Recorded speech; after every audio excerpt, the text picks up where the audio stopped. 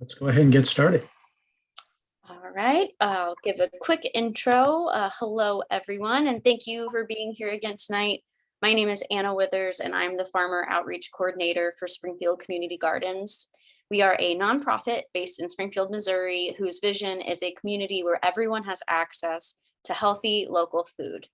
And this workshop on packhouses and produce food safety is generously sponsored by Community Food Projects, or CFP, grant from the USDA, National Institute of Food and Agriculture.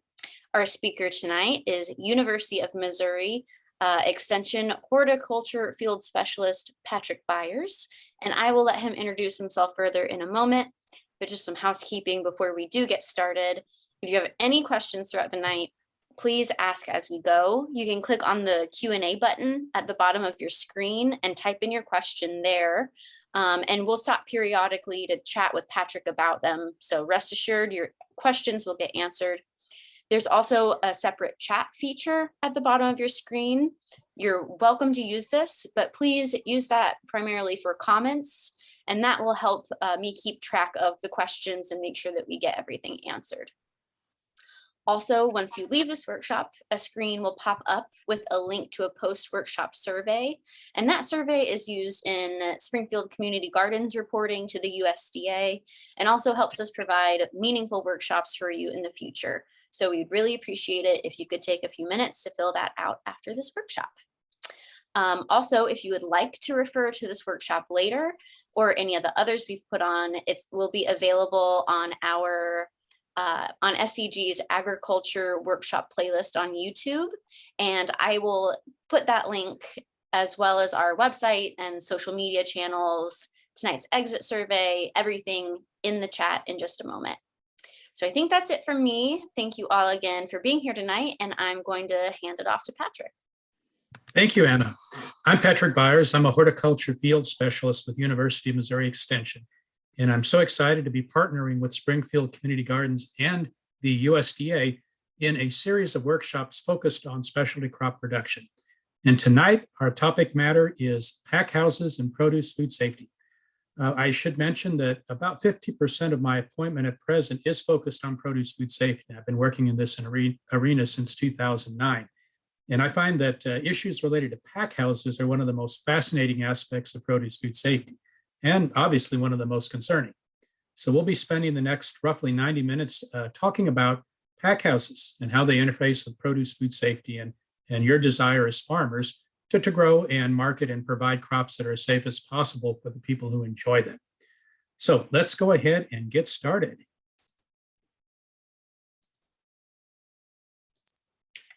Okay, Anna, can we see the screen? Looks good.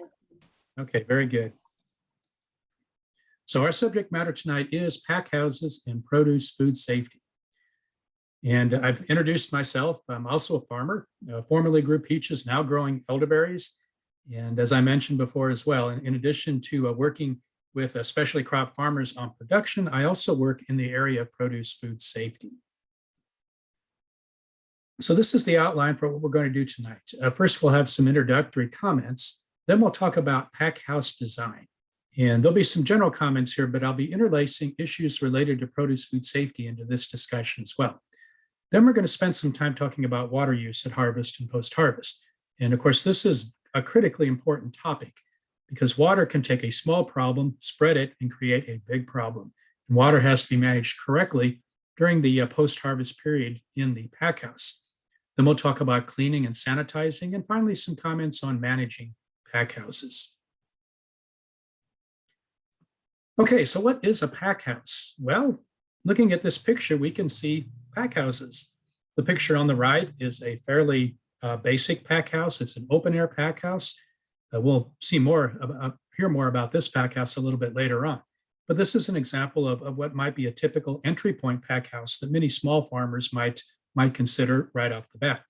On the left, we see a very sophisticated packhouse. This is a blueberry packhouse where crop is brought in from a number of farms, run through sorting line, and then using automated techniques, sales packages are filled, and scarcely a hand touches these berries from the time they enter the packhouse. Again, an example of a sophisticated automated pack house. And these might be thought of as two extremes, but really they do the same thing. They receive crop, they manage and handle crop, and they send crop out. So again, not all pack houses are the same. There are open air pack houses. These can be open to the environment. They may or may not be covered. I've seen pack houses as basic as a table in a garage or on a patio. And then again, we can have very sophisticated pack houses that have doors and windows with roofs, some ability to control entry into the building from the standpoint of people and also potential problems. So pack houses run the spectrum from, again, very, very straightforward, perhaps even primitive installations up to very sophisticated automated installations. But again, they all have the same purpose and they all can serve that purpose and can be made safe from the standpoint of produce food safety. Now, when we think about pack house design, there's three basic areas. The first area in a pack house is the reception area.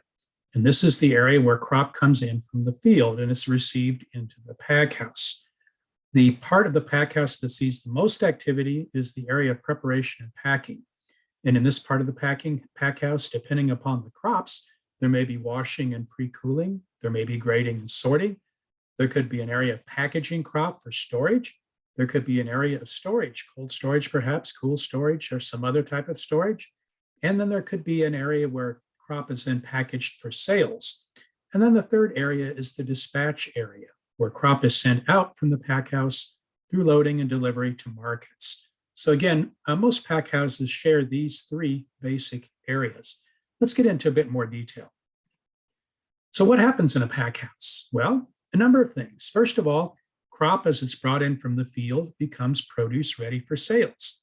This sounds simple enough, but crop sometimes comes in from the field with soil on it. Perhaps it comes in a non-processed form and it leaves clean and perhaps minimally processed and ready for sales. Crop comes in at field temperature and then it's cooled or otherwise managed to extend shelf life and to prevent the degradation of the crop. Another thing that happens is the crop is harvested into field packs and it's brought into a pack house and then it's handled and it goes out in packaging for sales. So again, these are some fairly general statements, but interesting things to think about from the standpoint of the overall management of operations in the pack house. Now, let's talk a little bit about food safety in pack houses. And this is just an introduction. We will delve into these topics in more detail a little bit later on this evening. First of all water use in pack houses at harvest and post-harvest, this water must start out as potable, which means that it must be drinking water quality. There should be zero level of contamination, so zero coliforms and zero generic E. coli. Pack houses should be protected from the weather. Now, I mentioned that there are pack houses that are open to the weather. Well, these carry risk. Birds can fly over and leave feces behind. And quite frankly, working in an open air pack house can be a bit uncomfortable during weather extremes. Pack houses should include a hand washing station. As we'll see a little bit later on, health and hygiene, very important from the standpoint of people working in pack houses. Make sure that all surfaces are easily cleaned and sanitized. We'll talk more about this. Pack houses, except those that are for large-scale commercial operations, typically are built so that the equipment within the pack house can be moved. Yes, there may be some fixed installations, but in general, from the standpoint of flexibility, in smaller pack houses, frequently we can move things like tables and equipment around into different configurations. This allows us to change the layout of the pack house based upon the type of produce and the volume of produce coming in. Whenever possible, keep dirty areas of the pack house separate from clean areas. And again, when we think about the flow of crop frequently comes in from the field in a dirty state, and it leaves the pack house in a clean state. And it can be a challenge to maintain this process if the areas where dirty crop comes in and clean crop leaves are close together or adjacent. And if you're storing materials in the pack house, perhaps you're storing packaging materials or sanitizing chemicals or other materials, they should be kept in areas separate from produce. So some general things to think about as we go through the remainder of our material tonight. Now let's talk about the components of a pack house in a bit more detail. And we'll start with the reception area for produce. Now, not many of us are growing pineapple as we see in this picture here, but this would be a typical example of a reception area. Perhaps an area with a loading dock or a place where we can bring carts, where we can bring trucks, perhaps we can bring wagons up close to the pack house and unload the crop. Now we want to think about efficiency from the standpoint of the reception area. Again, frequently having it close to the production fields from the standpoint of the orientation of the pack house makes for an efficient setup. Make sure that the drive areas around a pack house allow for efficient loading and unloading of produce, both loading in the field and unloading at the reception area in the pack house. Frequently, we have an area and equipment for initial washing of produce. And we see two pictures here. The first picture is a continuation of our pineapple operation where the crop is unloaded and placed into a flume, where it's washed and cooled initially before it moves further into the pack house. If we look at the right, we see an example of an area for washing produce. And here we have two different stages. The first stage is outside of the pack house, and you can see the farmer washing produce in an open area where the water is then allowed to drain away. In this case, these are root vegetables which come in with soil clinging to them, and they are washed before they enter the pack house. They're then transferred into the pack house onto a draining area, as we can see in this picture, where they can be then handled further inside of the pack house once that field soil has been removed. Grading and sorting equipment. Isn't this an interesting picture? This is potatoes in a large scale grading and sorting facility. But the same thing can happen on a much smaller scale in a pack house. Typically, we have an area where the crop can be laid out and examined, and pieces of produce that are damaged or diseased or otherwise of quality that does not meet standards can be removed. This can also be an area where we can sort crop by size or by degree of ripeness. But again, frequently we have an area where we lay crop out, we examine it, and then we grade it and sort it. Packaging for storage. Oftentimes, crop is not going to be moved out initially upon arrival at the reception and grading and sorting area. And in this case, the crop may be placed into larger bins that are then placed into storage, perhaps cold storage for those crops that require cold conditions, cool storage for something like tomatoes, for example, or perhaps even warm storage for crops such as ginger or turmeric. But whatever the case might be, there's frequently an area in the pack house where crop is moved from the grading and sorting area into an area where it's packaged for storage. We oftentimes have a packaging area for sales. Here we see blueberries that have been packaged and ready to be sent out for sales. And so we may have an area where we package crop. Now, in some pack houses where we're not storing crop, the crop may move immediately from grading and sorting into a packaging area for sales. And that may be the case, for example, with farmers market growers who just don't have a long period of time from harvest to when the crop is marketed. We may have cold storage and other storage areas. And again, looking at this picture, we can see a creative use of a storage container turned into a cold storage unit. You can see the air conditioning units mounted on the end of the storage container. And inside, we would see cool box controls that allow us to use a typical air conditioner as a cold storage unit cooler, where we can bring the temperature down to the desired range, perhaps even as low as the mid-30s. Again, the temperature that we maintain in cold storage is related to the type of crop that we're storing. And frequently, we may have cold storage areas where we can maintain different levels of temperature for different crops. We may also have other storage areas, for example, as I said, warm storage areas for some crops or cool storage areas for other crops. And then we have the dispatch area for produce, where produce is sent out from the pack house to the market. And this could be an area, again, similar to the reception area, frequently with a dock or some other type of a setup where we can move product on pallet jacks or on carts close to the vehicles that we'll then use to transport the produce to market. And again, it could be something as basic as we see here, which is a converted van, or it could be reefer trucks or other refrigerated storage. But whatever it might be, the dispatch area is a very important area to consider. Frequently, we have storage areas in the pack house, storage areas for post-harvest bins, as we see in that larger picture, perhaps a storage area for chemicals. So we may have areas where we store packaging or equipment. But as I mentioned earlier, it's best to have dedicated storage areas that are separate and distinct from the areas where produce is being handled. And then we have equipment in our pack house. Here's a picture of a small scale pack house. Notice the roller belt there in the very front. We may have equipment for washing and sanitizing. You can see a 3-bay sink behind the roller belt. We may have salad spinners. We may have root washers. We have lots of different possibilities from the standpoint of equipment for washing and sanitizing, perhaps tank bubblers and other types of things. Then we may have equipment for sorting and grading. And again, this can be as unsophisticated as a table surface where we lay produce out, or it could be a automated high-tech sorting line where the sorting and grading is done through automation. Frequently, we have equipment for draining, perhaps a salad spinner or something along those lines.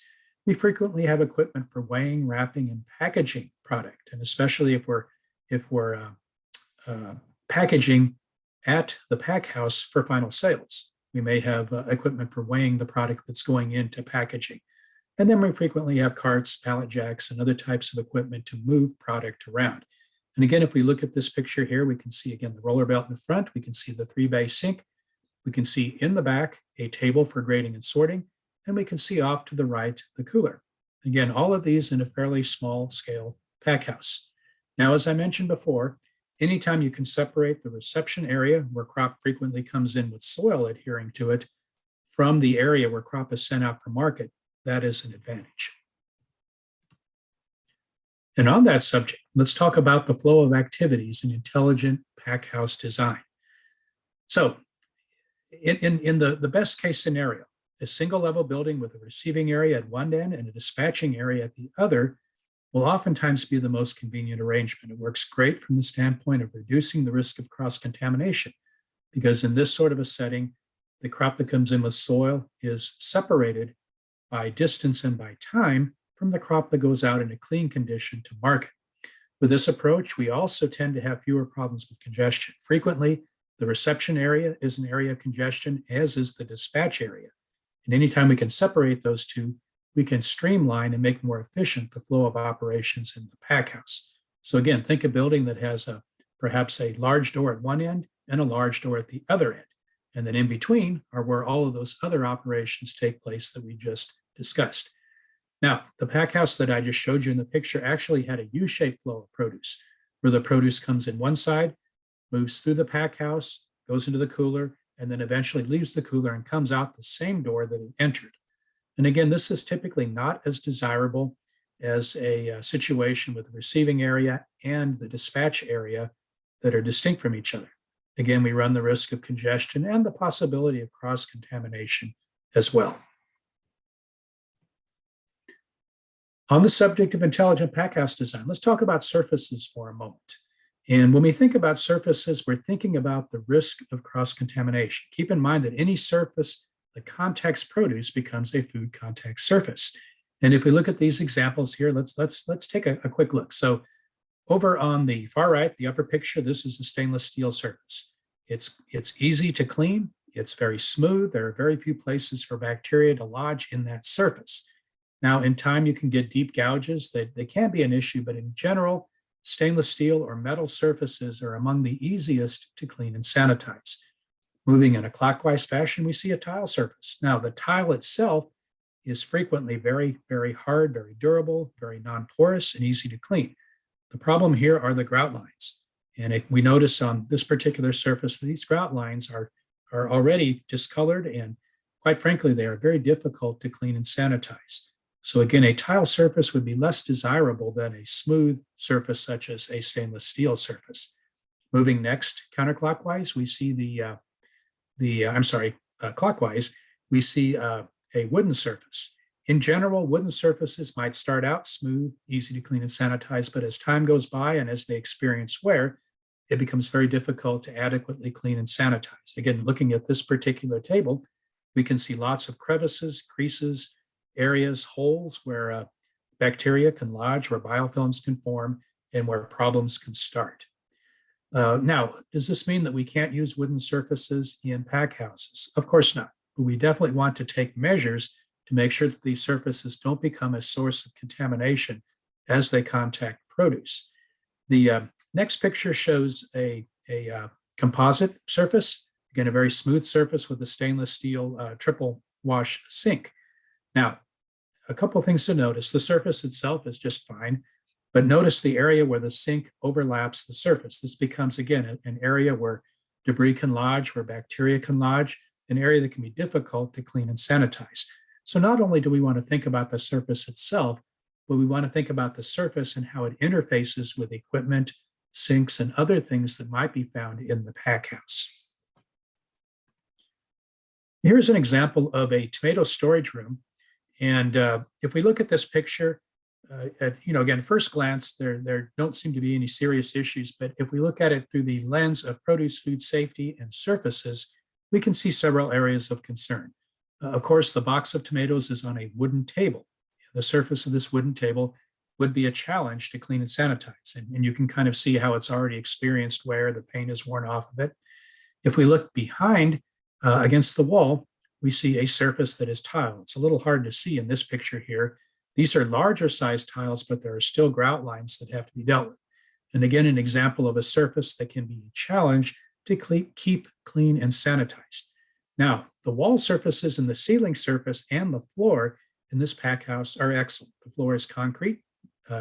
It's a smooth concrete, very easy to clean and sanitize. The walls are made out of a composite material, similarly easy to clean and sanitize. Now, one thing I'll mention in case I forget to later on, but if you'll notice the light fixture against the wall, we see examples of fluorescent tubes, and we also see an incandescent bulb. In general, in pack houses, it's best to have enclosed fixtures or fixtures that don't actually have glass as part of the fixture, because glass, upon breaking, can very easily become a contaminant in produce. So keep this in mind as well when you're thinking about the way that you light areas in the pack house. Another thing I'll point out, this grower is using the storage area as the tomato storage area also as a storage area for packaging, which is generally not a best management practice. Now, thinking about equipment, hygienic equipment design is a very important thing to consider. Equipment in a pack house should be very easy to break down, very easy to separate into its components, and very easy to clean and sanitize. And if we look at this conveyor, we can actually see some problem areas right off the bat. Looking closely, we can see areas where the paint has worn off of equipment. We see areas where metal comes together. There are creases and indentations. Again, a challenge to adequately clean and sanitize. And we see a roller bed that is very hard to disengage the rollers from the conveyor. And we notice that these rollers are already showing some evidence of soiling. So again, it's going to be a challenge to adequately clean and sanitize the rollers on this conveyor.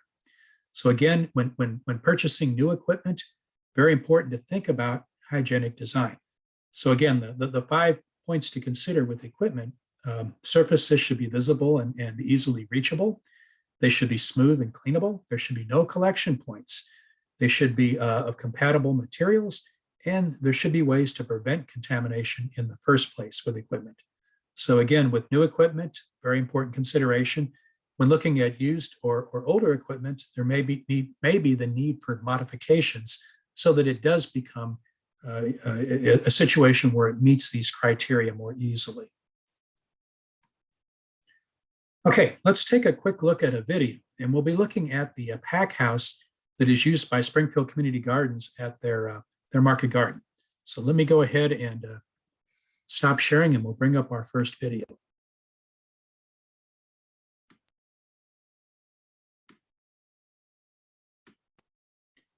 Okay, Anna, can we see the video?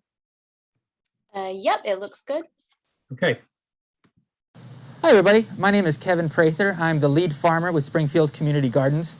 I oversee 3, soon to be 4 farm incubator sites where our goal is to provide our neighborhoods with awesome organically raised veggies, but also do some training as well. Well, we've been growing here at the market garden here at Fairbanks for about 5 years. And as you can see, the pack shed isn't quite finished up yet. So still at this point, we're doing all of our processing outside. It is doable, but this was a much better option for a variety of reasons. Number one, we can't really, of course, control the elements when we're outside as easily as we can when we're in a building. So for farmers' comfort, it's definitely nice to be enclosed with 4 walls. Secondarily, food safety concerns. You know, there's birds outside and things falling from the sky, you know, and inside we can control sort of what comes into contact with food better than we could outside. And we can also keep our equipment much cleaner inside than we could outside as well, which has food safety implications. Another reason why a pack shed was really important to us was for storage. Over the last few years going to market, we would have to harvest pretty much just before going to market, maybe the night before, and try to jam pack things into refrigerators in our homes or what have you. And now, of course, we have a large insulated walk-in cooler. We can not only store our produce in there, but also seeds and things of that nature. Well, right off the bat, one of the most important things in a pack house is being connected to water. We're hooked up to municipal water here. It's clean, it's safe, it's tested regularly by them. We can trust it as it's coming in through our pipes. That's really important for hand washing and for just making sure we've got good clean water when we're processing and cleaning our produce. For now, the hand washing sink is plumbed over there, but we'd like to actually move it over here right inside the door, because in our mindset, we want to go very linearly and very clearly from dirty to clean, and that begins by washing your hands before using your hands to handle the produce as it moves down the line. So we'd like to see that move over here. Using this kind of in the interim before it's finished, we don't have a lot of surfaces and a lot going on in here, but the surfaces we do have, we've selected to be very easy to clean and wipe down. That goes for, you know, the tables where we're setting things down, also our equipment for washing, for drying, and it even includes the walls. So in here, there's going to be lots of water, spray, most likely, things like that. We wanted to make every surface possible as easy to clean as possible. We're going to be putting in a different material up here on top. So this is fiber reinforced plastic, FRP. It's pretty expensive, so we're mainly just using it in the areas that are going to see lots of splashing. As I mentioned before, we're still in the middle of filling this out, finishing it up. But in the interim right now, we're using a 3-compartment sink to wash our greens. This obviously it's stainless steel, so again, very, very easy to clean, very easy to wipe down. Another really important surface is the floor. If this were gravel or anything else, you know, you can't really clean gravel that well. So having a slick, nice floor with these safety mats, it makes it very easy to, you know, squeegee stuff down the drains, keep this dry. The drains then empty into this sump pump down here, which we have the option of either sending it to a gray water catchment outside just for soaking back into the ground, or flipping to sewer. So primarily it's left on sewer, so we can be in code and things like that. Next up here are our totes. We use these ones specifically for produce. We don't use these out in the field to harvest. We use different bins for that. That way we make sure that there's not cross contact between clean produce and produce that's dirty. It might be leaving extra debris and stuff in the bins. They're all the standard size. It makes it really easy. You know, I can just guess looking at a bin like 5 pounds. Boom, that's 5 pounds of greens. Easy for quick math. For judging kind of what you have in storage at any given time. Yeah, very few little nooks and crannies, very easy to keep clean. And then we keep them on these little carts so they're easy to move around as well. I would not say that illustrated how easy it was to move. Okay, and now on to cold storage. This is a pretty simple structure. It's just framed out with 2x4s and some 2x6s. We have 2 layers of, I think it's R19 or something like that, insulated foam board. Not terribly expensive, 2 layers of that. And then, much like the rest of the pack house, we have this fiber reinforced panel, FRP, so that we can keep these walls very clean. It's easy to spot if something's on the wall. This is a converted AC unit. Well, the AC unit is not converted from anything, but there's this product called a CoolBot, which basically just convinces the AC unit to go much colder than it otherwise is programmed to go. So yeah, we keep between 38 and 34 in here at any given point, which is also very important for cold storage longevity and food safety.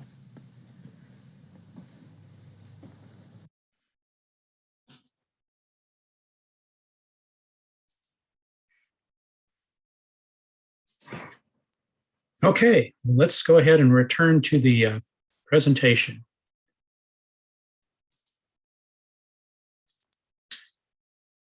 Okay, I think at this point, Anna, do we have any questions? We don't yet, but I'm wondering if at some point, I assume you will, but are there just go-to resources for people to know more of like these regulations for pack house safety? Like where would someone go if they wanted to just see a list or see some information from an authority on that? Yes, very, very good point. And at the very end, I have a list of resources. The University of Vermont has taken the lead in pack house produce food safety. And so there are a list of resources which include downloadable PDFs and videos from Vermont that are very helpful to me as an educator and very helpful to farmers as they plan and build pack houses. I'll also mention that the Food Safety Modernization Act Produce Safety Alliance training, that's that day-long intensive produce food safety training, includes several modules that focus on harvest and post-harvest in pack houses. And so that's an excellent way to have an in-person experience in understanding produce food safety in the pack house. Perfect, thank you. That's all for now. Okay. Let's talk a bit now about water use in the pack house. And as I said before, this is a critically important area because water, of course, is necessary in many pack houses. But if we don't use water correctly, we can have issues with the spread of contamination from a very isolated situation to perhaps a crop-wide situation. So let's take a look at water use in the pack house. Now, there's obviously an important reason to focus on water at post-harvest because you can't eliminate all the food safety risks in the field. There frequently are issues that are going to be in the field that will make their way into the pack house. And we have to remember that post-harvest water, as I said, has the potential to spread contamination widely. If we look at that picture there, the yellow squash, if we had a few yellow squash in that bin that were contaminated with bird feces and we dump it into this tank, it could spread and contaminate a large quantity of produce in short order. So the focus on post-harvest water is very important. Now, we use post-harvest water for lots of things in the pack house. We certainly use it for rinsing and washing, and frequently that's what comes to mind first. But we also use water to move commodity. Remembering back to that picture of the pineapples, that was a flume moving pineapples down the line to a grading and sorting area. We also use water to cool crop. Crop that comes in at field heat can be cooled by placing it in water. We might use water for ice making. We might use it if we're applying post-harvest fungicides or waxes to product. We certainly use water to wash our hands, and we use water when we clean and sanitize food contact surfaces. When we scrub down a table or a piece of equipment, we're going to be using water for that. So again, we're using a lot of water during post-harvest. Now, from the standpoint of managing water at post-harvest, first of all, we need to know its initial quality, and then we need to know how we're going to use it. And then if we decide to use a treatment, an antimicrobial treatment, then we have to understand how that water interacts with the treatment. Now, keep in mind that when we talk about antimicrobial products, such as sanitizers, we don't add sanitizers to water to wash produce. In many cases, if produce is contaminated in the field, it can be very challenging to remove that contamination. What we're doing is we're using sanitizers to prevent cross-contamination. We're using sanitizers to keep issues on one piece of produce spreading through water to other pieces of produce. Sanitizers in the water can eliminate any bacteria, any viruses, or well, primarily bacteria that might be present in the water that is circulating around the crop. Keep in mind, too, that these antimicrobial products, these sanitizers, are regulated as biological pesticides. So they have to be labeled for what you intend to use them for. So if you're going to use them in water, if you're going to use them to contact fruits and vegetables, or if you're going to use them on food contact surfaces, they must state that on the label. And this can be tricky. There can be two jugs of very similar products, same active ingredient, same concentration. One may not be labeled for use with produce, one may be. And the one that is not labeled, if it is used with produce, it's being used in a situation where it's not in accordance with the label, and this is breaking the law. Now, there's lots of sanitizers available. We'll get into that here in a moment, including organic options. Now, cross-contamination. So where can problems come from? Well, certainly we can contaminate produce lots of ways. When we think about cross-contamination, it might come from other pieces of produce. It might come from materials in or on harvest containers. It might come from water that is contaminated. It might come from food contact surfaces that are contaminated. It can come from your hands. It can come from workers' clothing, from containers, from tables, conveyor belts, water, and tools. Anything that comes into contact with produce, if it's not in a clean and sanitary condition, can cause cross-contamination. Now, when we think about the criteria for water at harvest and post-harvest, this is the starting point. This is a very important thing to remember, is that water used in harvest and post-harvest activities must have no detectable generic E. coli per 100 ml sample. In other words, it should be potable. Drinking water quality, if we're going to use that water to directly contact produce, if we're going to use it to contact food contact surfaces, if we're going to use it to make ice, or if we're going to use it to wash hands. And we must not use untreated surface water for these purposes. In other words, untreated water from a lake, a stream, a pond, rainwater that's been captured off a building, from a spring. These are all untreated surface water, and in nearly every situation, they carry some load of contamination, and they must not be used for these harvest and post-harvest activities. Now, as far as testing untreated groundwater and public water supplies, which are the types that can be used for post-harvest, these are the current requirements of the produce safety rule. And for untreated groundwater, for example, a well, the water should be tested 4 or more times during the growing season initially, and then once a year following. If a grower is using public water, perhaps water that is supplied by a county or a city or a public water delivery service, then the grower should request a copy of the test results or current certificates of compliance that demonstrate that this public water supply is indeed potable and has indeed been tested. So again, pretty straightforward. From the standpoint of harvest and post-harvest, only untreated groundwater or public water supplies can be used. And that untreated groundwater, again, must be potable. A quick question, Patrick. Yes. And I'm not sure actually how to pronounce this word, but someone's asking about using aqueous ozone for washing and processing. AQUAOUS ozone. Does that sound familiar? I have heard of that material. I have to confess, I've not examined the label.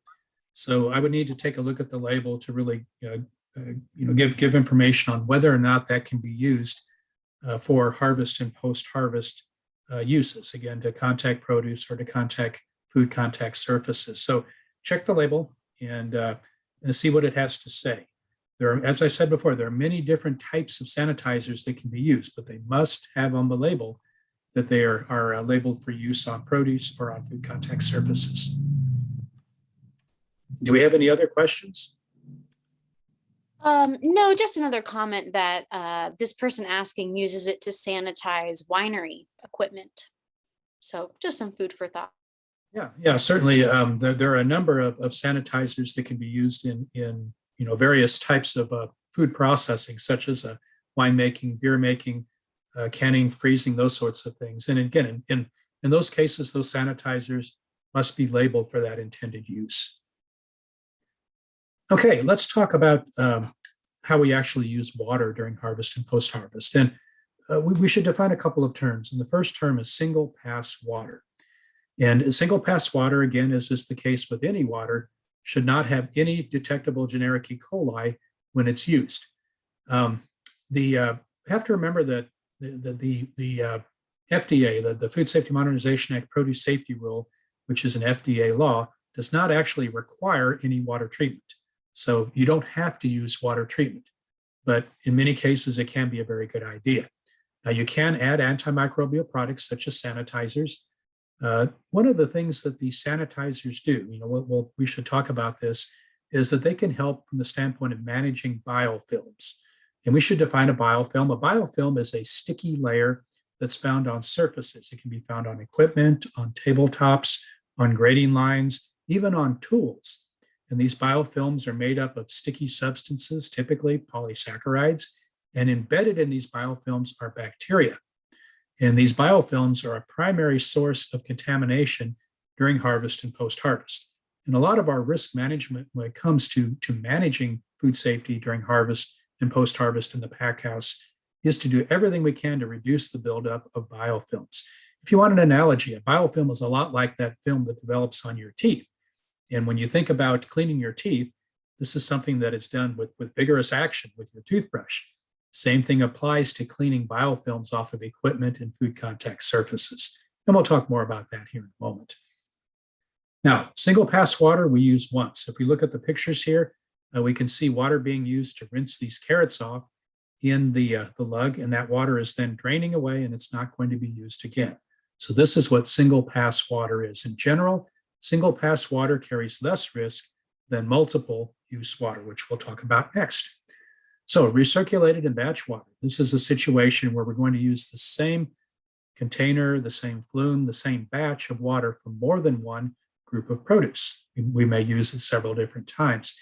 Now, as is the case with single pass water, this water must start out clean, no generic E. coli. And we must take measures to maintain that water in a safe and adequate sanitary quality throughout its use. In other words, it starts out clean, but we shouldn't be using that water to the point where it's no longer safe to be used. Now, again, treatment is not required, but this can be a very, very good idea when using recirculated or batch water, again, to help maintain water quality.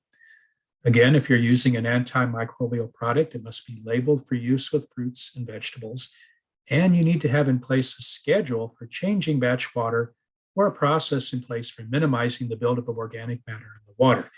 As this water is used time after time after time, it's going to develop a load of contamination. And you have to have a plan in place that guides when you're going to change that water. Now, in some cases, this plan might be based on time. Perhaps I change the water every hour, every half hour. Or perhaps it's based upon the number of batches of produce that move through it.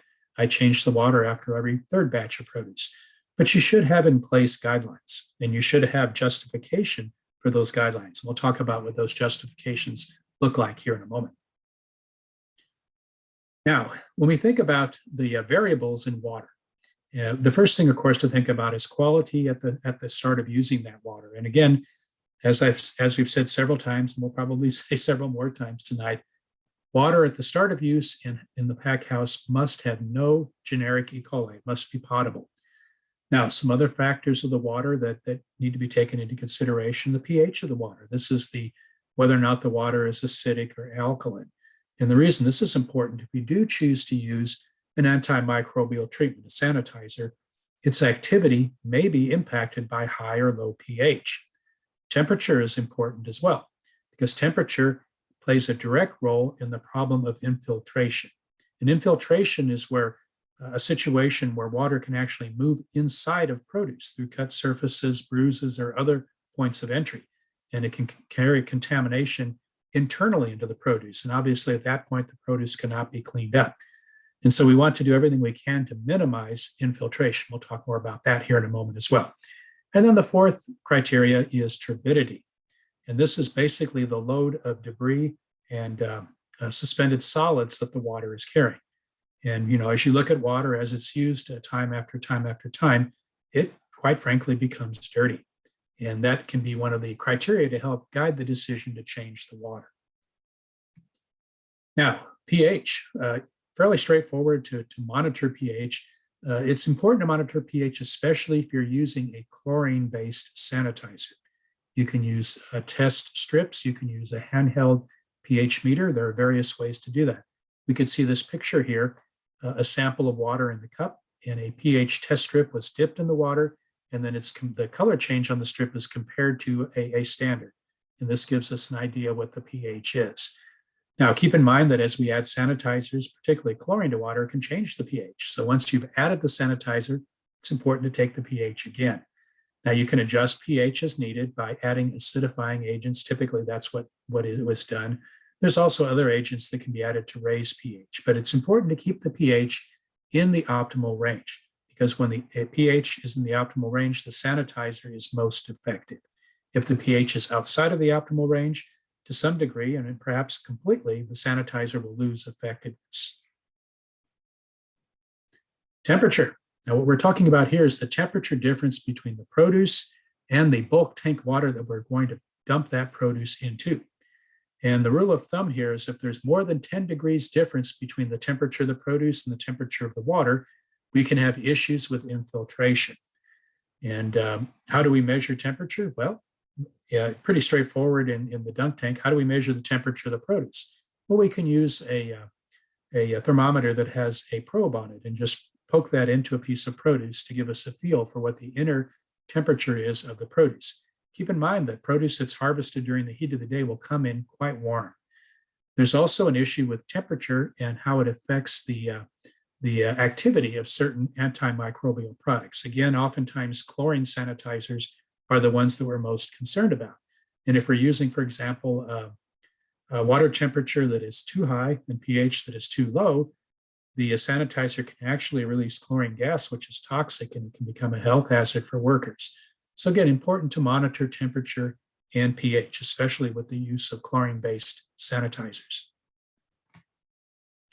Now, a little bit more about infiltration. This is an interesting picture. This is a cantaloupe, and the cantaloupe was put into cold water that had a blue dye in the water.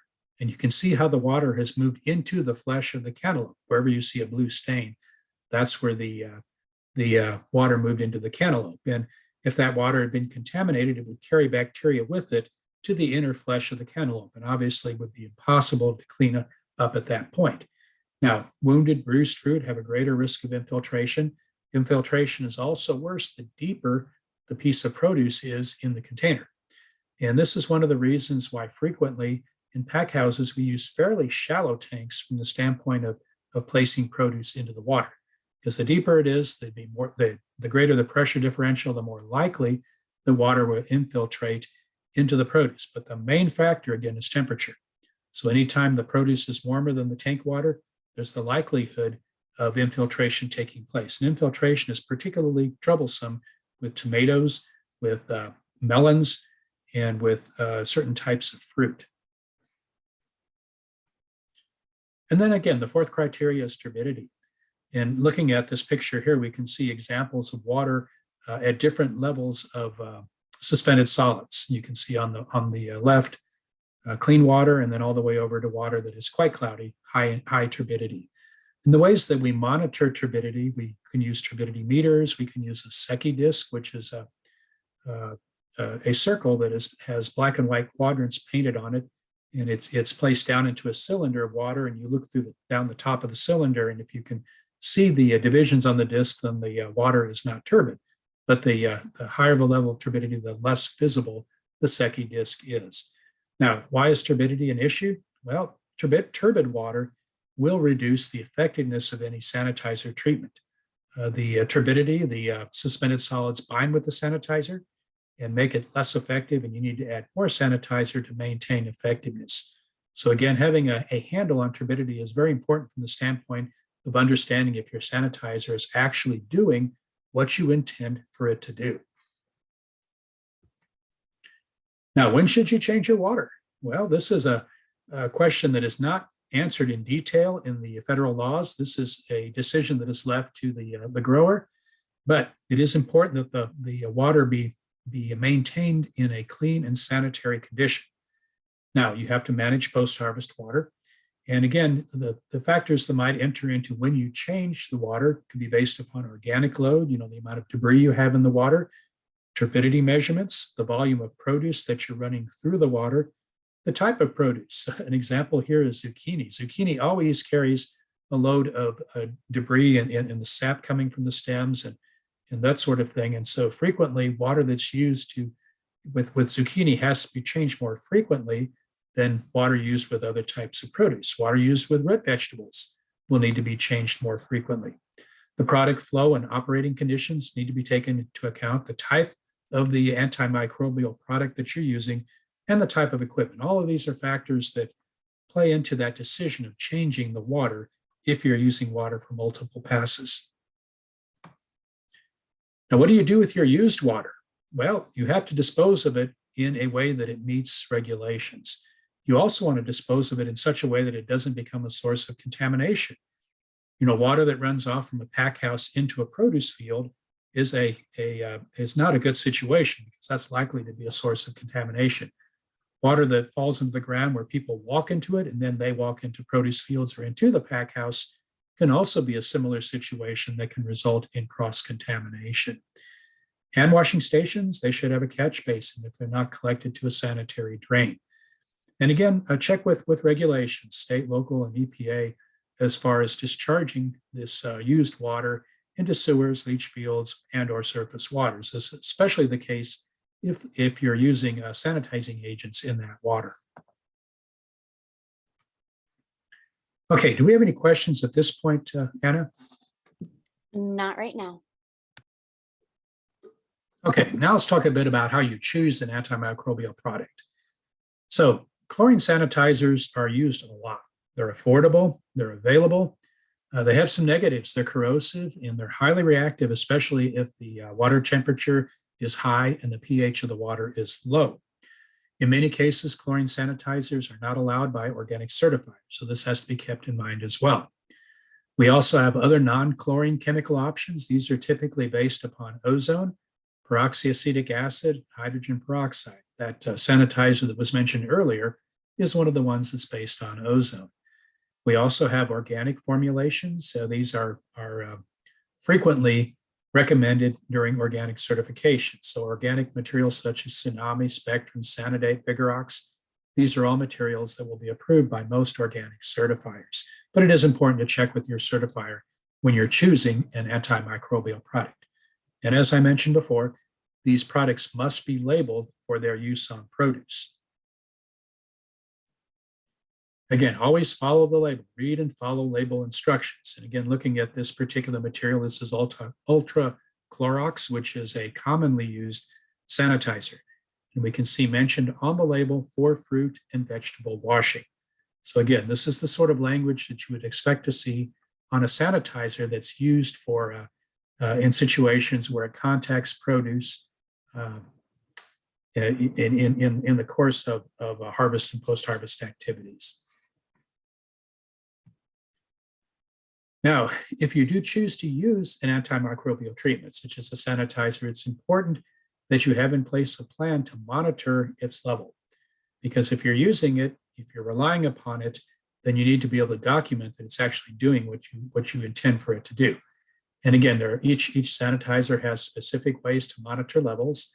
Frequently, it would be things such as a test strip, as we see here. We could also use various types of instrumentation to measure the effectiveness of sanitizers. And frequently, the suppliers for sanitizers will also supply the test kits and the test strips needed to monitor the level of sanitizers once they've been placed into the water.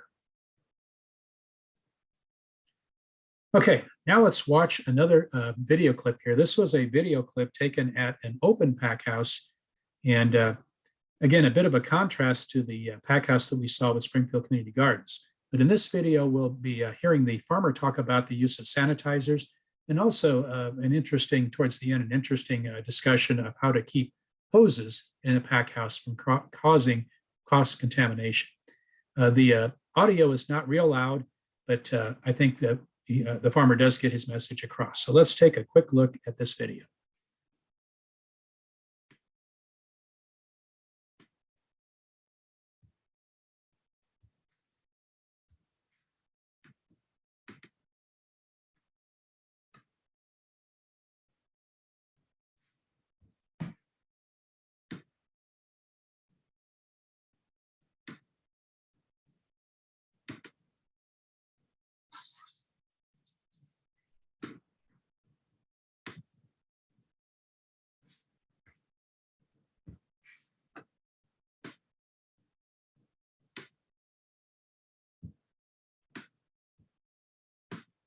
Okay, Anna, can we see the video? Yep, it is up. Okay, Wash 3 times, 1, 2, 3. Everything else can be washed 2 times. They also want you to put sanitizer in one of the sinks, probably the second or the third. We do that on some stuff. We haven't completely wrapped our heads around what that looks like every day. We do a lot of lettuces. We're starting to weigh whether we want to sell lettuce to people requiring food safe, because as soon as you start washing lettuce, it starts to deteriorate. It's very hard to get dry, but it is one of the highest risk in terms of foodborne illnesses. Lettuces, that's why they want you to wash it 3 times, and why they want you to use sanitizer in the water as well. Again, the Sanidate 5.0, 1.95 per 15 gallons. So we have actually a measuring stick that has a line on it. You put it in, you bring the water up to that level, you measure it, you make sure the water's up to that line, you know it's 15 gallons. Then we put in 1.95 to 2 ounces of the Sanidate. We use, I don't see one of our cups over here. This is not it. This would work, but you can see the lowest is 4 ounces, and you can't eyeball. I mean, you could eyeball 2 ounces in here, but because it tapers towards the bottom, you kind of just roll the dice of whether it's proper or not. We have smaller cups. They're like smaller plastic Dixie cups that have it down to 1 ounce, so you can easily see 1 ounce, 2 ounce. I can pull one of those out. Then they would come back and spray the sanitizer and let it sit for 1 minute. The sanitizer is the other bottle that's labeled sanitizer. Let that sit for 1 minute, and then they're ready to go. They do the same thing for the drying racks, except they would use a different brush. They'd use the green tape-handled brush for that. One thing I should mention about the wash station, there's a couple regulations that need to happen with that, which is your hoses cannot be laying in the sink. You cannot have your hoses laying in the sink. We just use these small little hooks here that are easily found at the hardware store, just to keep the somewhat fixed so you can actually turn the water on and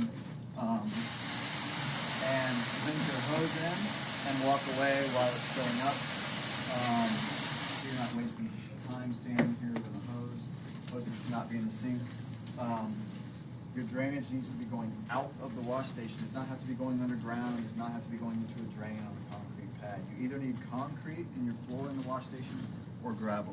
It's much easier. We find it much easier to use gravel. Pouring a concrete pad is not the hardest thing in the world, but it can be a little costly. It is important that you have it pitched a certain direction. You have to have a drain, and that would have to be plumbed away as well. With the gravel, as long as you have a little bit of sand and 2 inches of gravel, and your wash water is draining out of the wash station, it's fine. It does not have to be underground.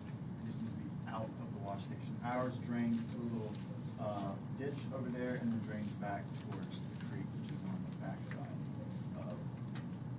of the bamboo.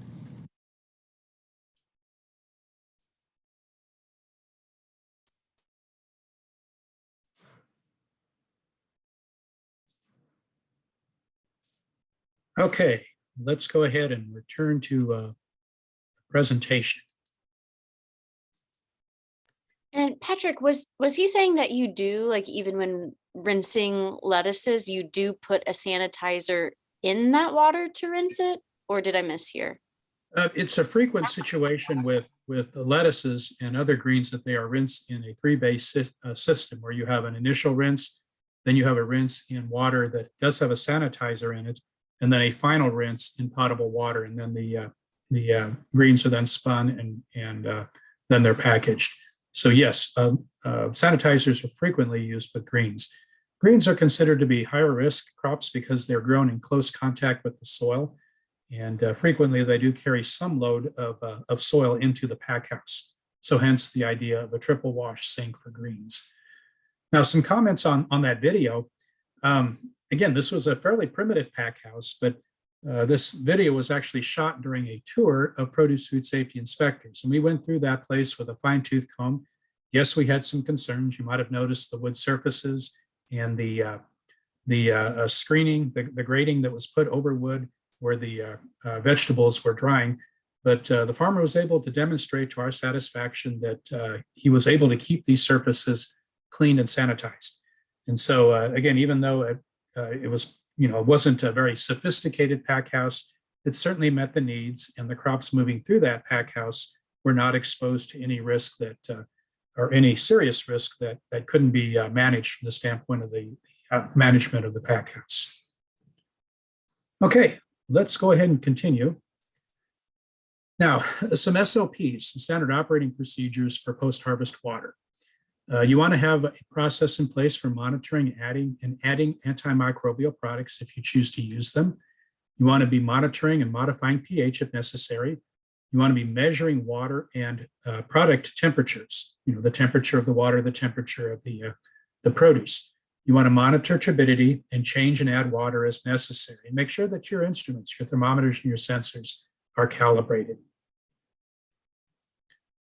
Now, there may be some situations where you need to take corrective actions. First of all, if you find out that there's a problem relative to your procedures, perhaps your antimicrobial treatment is actually below the effective level when you check it.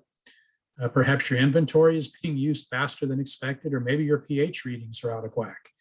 Perhaps someone's reported a problem, or perhaps your monitoring and record keeping sheets are not correct. Okay, any questions on the material we've covered so far? Not at this time. Okay, now let's talk about cleaning and sanitizing. We've touched on that already.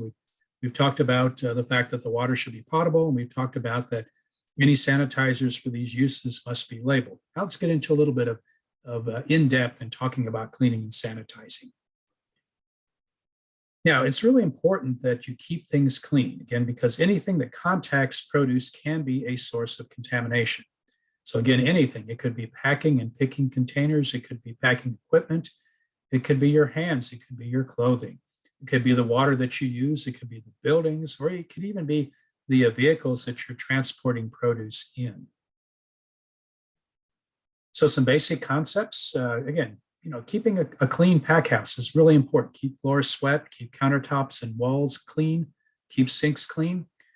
Make sure that you have facilities in place so that workers can do what need to be done. Do everything you can to eliminate pests and debris, both inside and outside of the pack house, and do everything you can to minimize standing water. So pools, puddles, those sorts of things are just problems waiting to happen. And then when you clean and sanitize, use a 4-step cleaning and sanitizing process. We'll talk about what that is here in a moment. But you should be able to, with good planning, be able to reach all surfaces that contact produce and clean them using a 4-step process. Now, some basic things to think about. Workers should not harvest produce that is contaminated with feces from birds, animals, or anything else.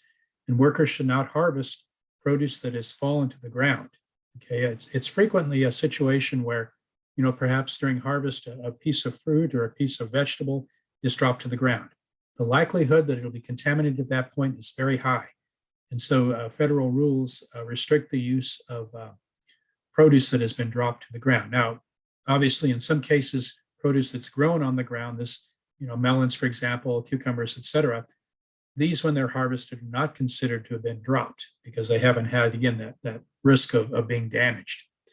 And then it's important that workers take seriously health and hygiene practices. So again, clean clothing and footwear, glove, hairnet, jewelry policies, make sure that break areas are used, hand washing areas, and restrooms. All of these are important from the standpoint of worker training.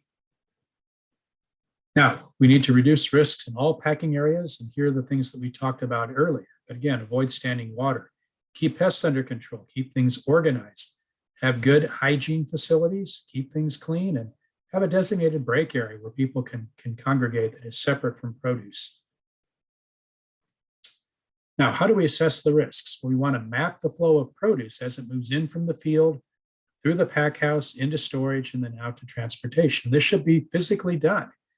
And as we map this out, we want to be thinking about the areas the produce contacts directly. Okay, and these are what are called Zone 1 surfaces. They could be the insides of a harvest container. They could be the table that we lie produce out on to grade and sort.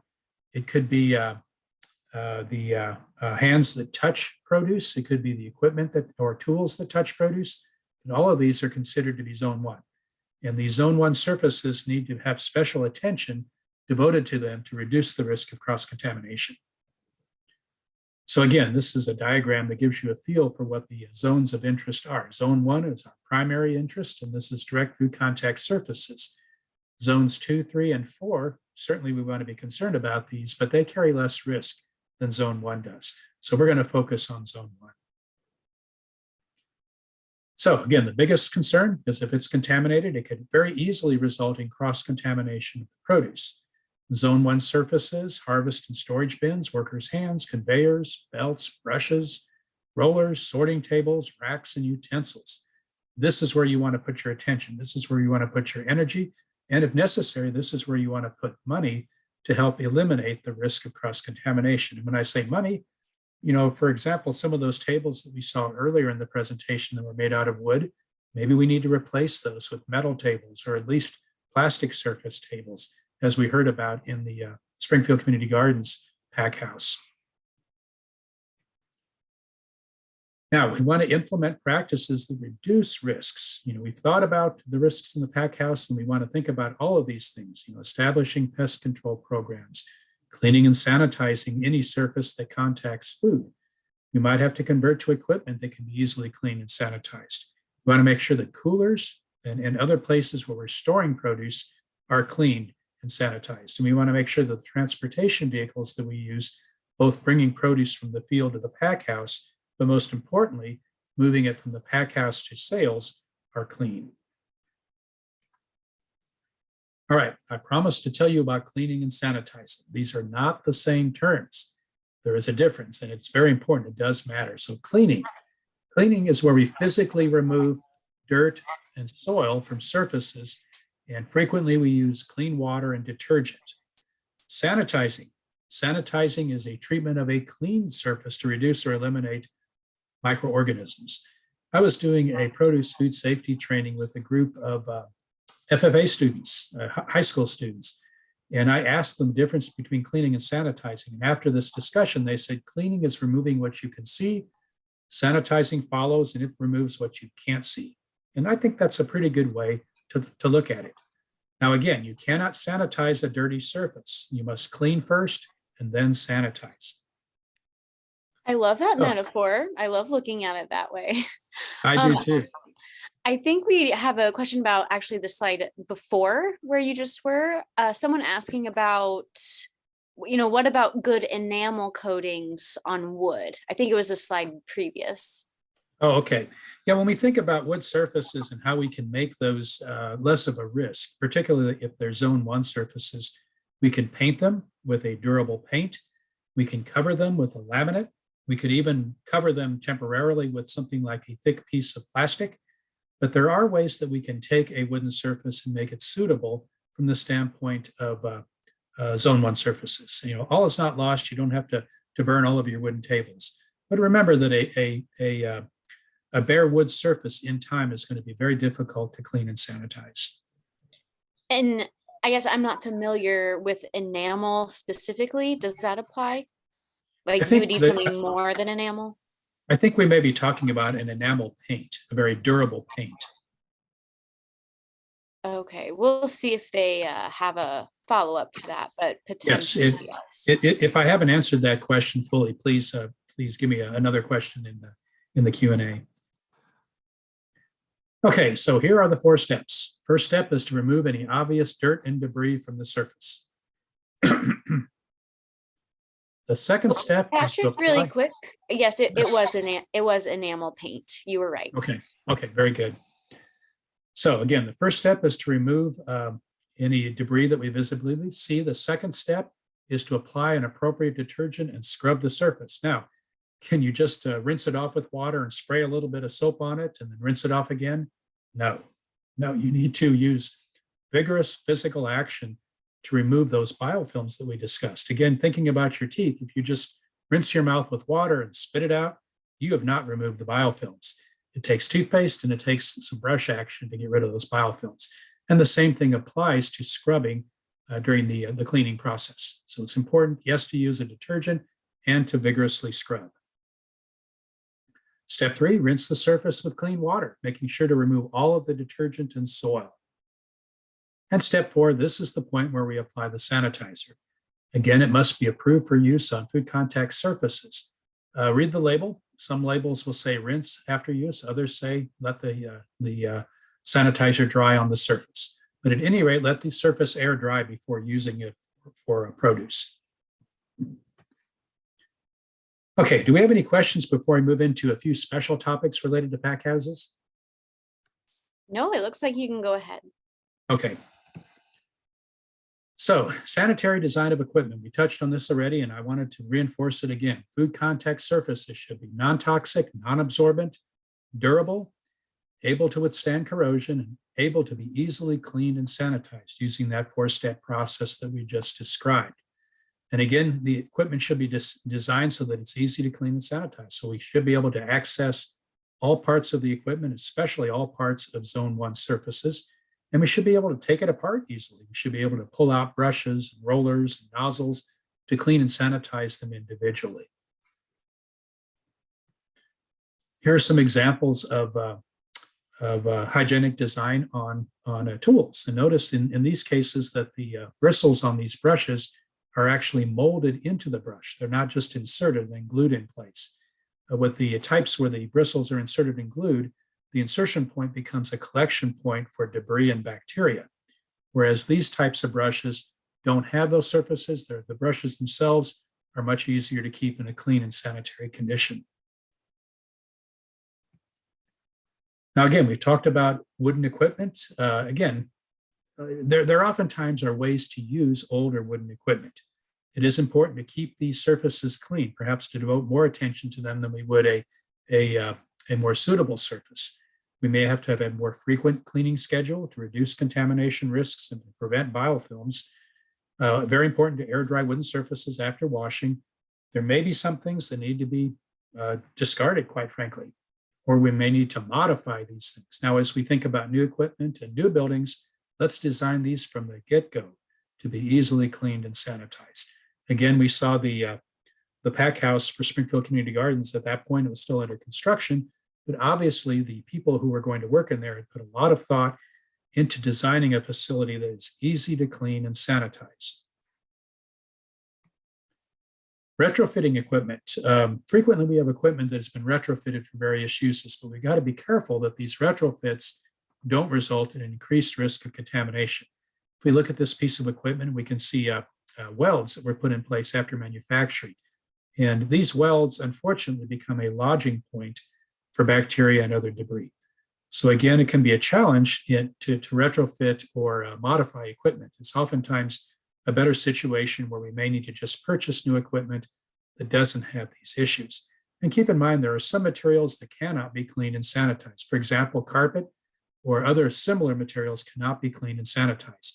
Frequently, carpet has been used in the past in harvest carts and other things to cushion produce. But again, that carpet cannot be cleaned and sanitized and should not be used in a situation where it's going to contact produce. Do what you can to reduce risks before things come into the pack house. So again, clean your harvest bins before using them. Do what you can to make sure that your harvest bins don't contact the soil, or if they do, make sure that you leave that soil in the field before you enter the packing and the storage area. Again, we want to do everything we can to keep soil and dirt from entering the pack house. This reduces the risk of contamination. Once you're in the pack house, it reduces any organic load in your wash water. It reduces the frequency at which you have to change your wash water. And as you stack your produce bins on top of each other, it reduces the risk of cross-contamination there as well. Now, make sure that you regularly inspect the equipment in your pack house. Again, you want to make sure it's in good order. Make sure that you don't have any dripping or condensation from it. Make sure that parts aren't dirty or rusty. And make sure that you train everyone so they know how to identify and reduce risks. You should have everyone's eyes looking out for problems in the pack house. Packing containers, the containers that you use for produce, particularly those containers that are point of sale containers, They should be new and they should be single use. Okay, if you are using reusable containers, they should be of a type that can be easily cleaned and sanitized. As we look at this picture here, those pulp boxes that are holding the strawberries cannot be cleaned and sanitized, so they should not be reused.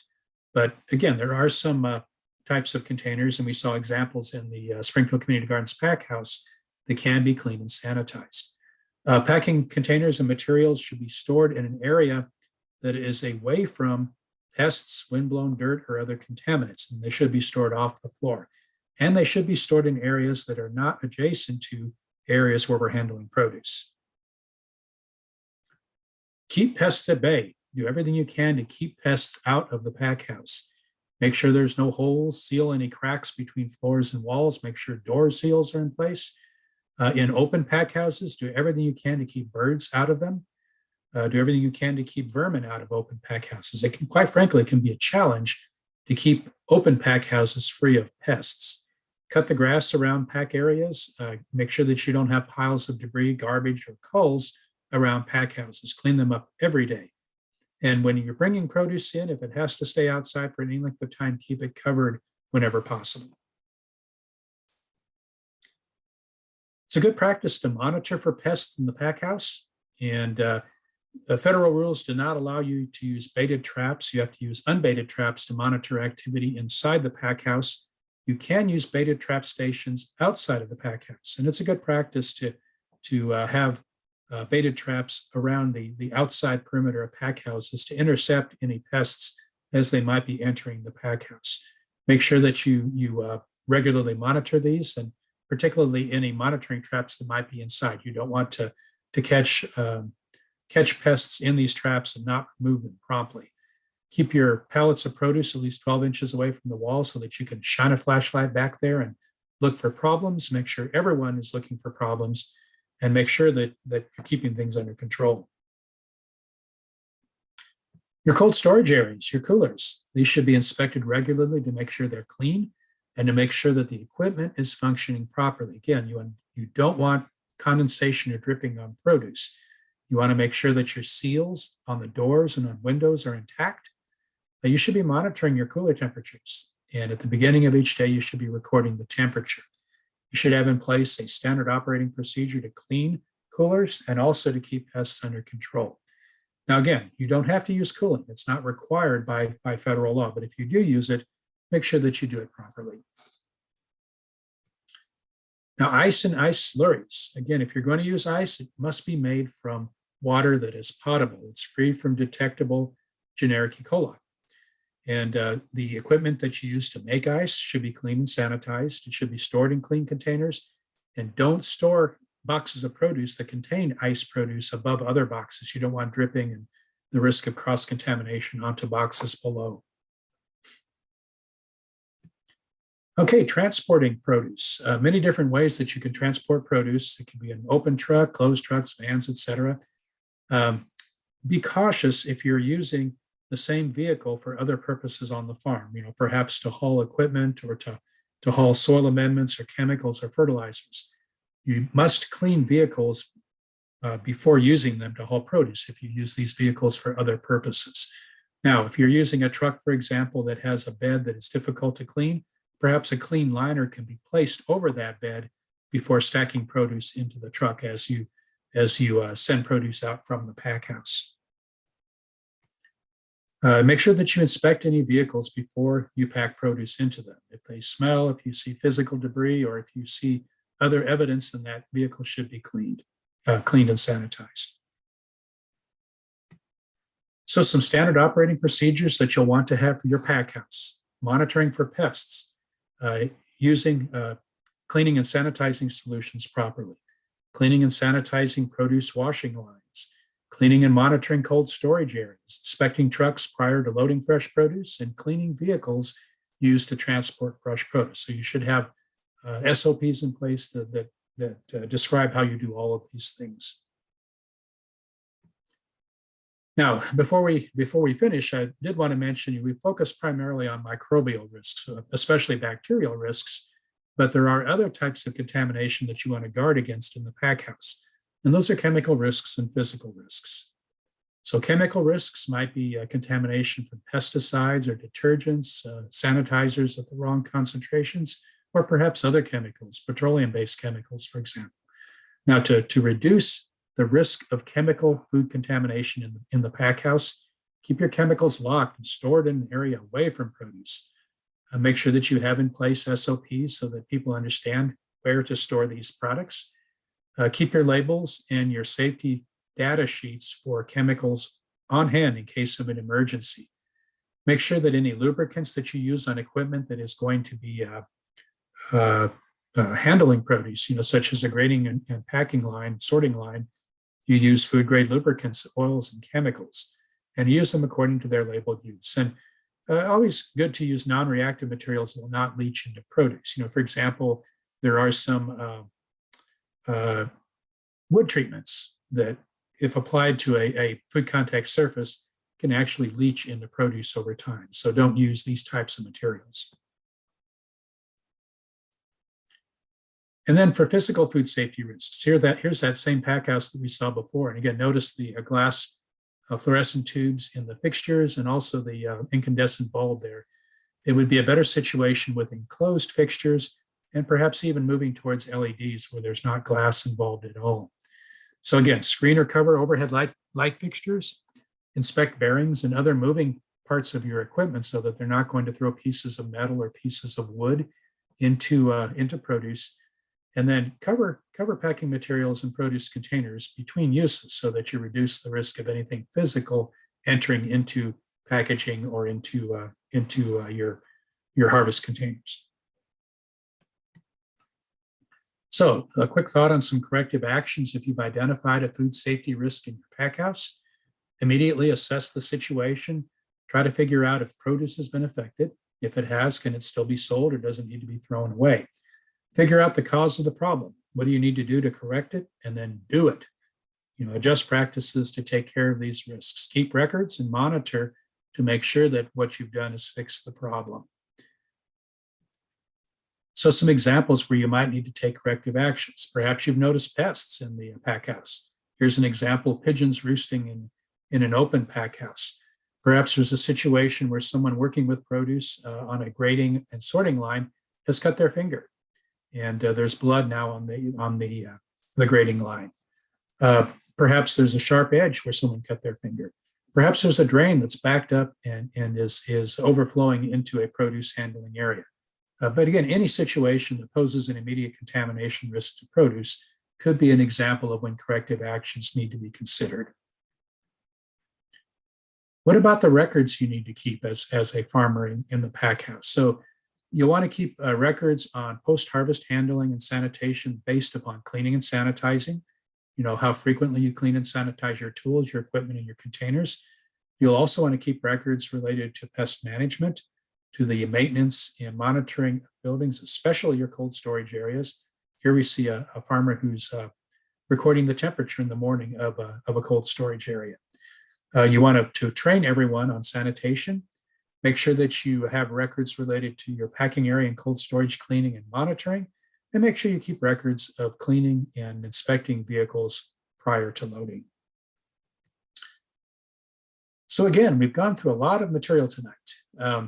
This is, again, an overview of pack houses and produce food safety. For more information, the Produce Food Safety, or the Food Safety Modernization Act Produce Safety Alliance food safety training is an excellent exercise for anyone who is seriously considering especially crop production, handling, and marketing. So I really recommend that. The video tonight, as Anna mentioned, will be posted as a resource on the Springfield Community Gardens YouTube channel. But just to summarize what we've talked about, all packing areas, regardless of age or design, need to have sanitation practices that minimize contamination risks. We've talked at length about the importance of water quality, so please keep that in mind. Remember the importance of maintaining food contact surfaces in a clean and sanitary condition. Focus in on those zone 1 surfaces as produce moves into, through, and out of the pack house. We talked at length about cleaning and sanitizing. Remember, they're not the same thing. Remember that 4-step process. And remember, you must first clean and then sanitize. And then food safety practices such as cleaning, general maintenance, and housekeeping and pest control need to be in place just as a general rule in the pack house. And Patrick, we had one final question come in really quick. Yes. Someone asking about lot numbers for recalls or any problems that do occur. Yes, the Produce Safety Alliance training has an entire module on food safety plans and recall plans. And yes, it's a good practice to develop a recall plan based upon lot codes. And that's a subject that really deserves its own workshop, and I will say a few words about it. A lot code is an identifier for a particular group of produce.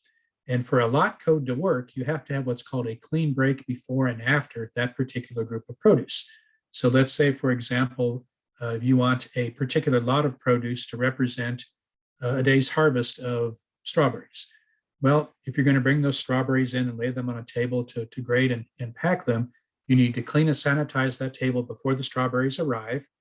Then you can handle them on that table, pack them, and then when you're done, clean and sanitize that table. That way we know that there is no risk moving into the management of that particular lot of strawberries, and there's no risk as we leave that lot of strawberries. So if there was a problem, it's confined to just that group of strawberries. And then we develop an identifier that we can use on each box or each flat of strawberries. And that identifier will include information on where the strawberries were grown on the farm, the day they were harvested and packed, perhaps some information on who harvested them and on the variety of the strawberries. And that information frequently is developed or is included in a code. And this code may be alphanumeric and maybe a barcode. And there are different ways that it can be done. But then the code for that lot then follows that lot as it leaves the farm. And if there's a problem with one of those boxes of strawberries, the person can bring in the lot code, and then it can be traced back to the farm, and the farmer can use the lot code to trace it back to a particular day of harvest in a particular place on the farm. So lot codes are an excellent idea to help manage the need for a recall. And if you have more questions on that, please feel free to reach out to me directly. I'll mention at this point that our workshop tonight is remote. We really can't sit down together and talk about your realities, but please feel free to reach out if you'd like to talk at length about the situation on your farm, or perhaps the situation you're contemplating on your farm. I'd be happy to do that. As I mentioned, I have an assignment in produce food safety, and I'd love to visit with you about the situation on your farm. Now, here are some resources, and these are all from the University of Vermont. They've done a bang-up job in developing resources related to packhouses. And you can see all of the subjects that they've covered in these various educational areas on their website. So hygienic and sanitary design for produce farms, finished surfaces, floor design, backflow prevention, cooler construction, greens, spinners, hanging hoses, and bins, buckets, baskets, and totes. So certainly recommend checking all of these out for more information on managing produce food safety risks in the pack house. So that brings us to the end of our prepared materials tonight, and we have plenty of time for any questions. Yeah, and thank you again for offering yourself and your resources. Like, you are always a wealth of information, which is so appreciated. And I think that we have answered all of our questions. Well, very good. Well, I want to thank everyone for joining us tonight and for sharing my interest in produce food safety and pack house management. Please feel free to reach out, as I've mentioned. And again, the video will be posted here shortly. Thank you.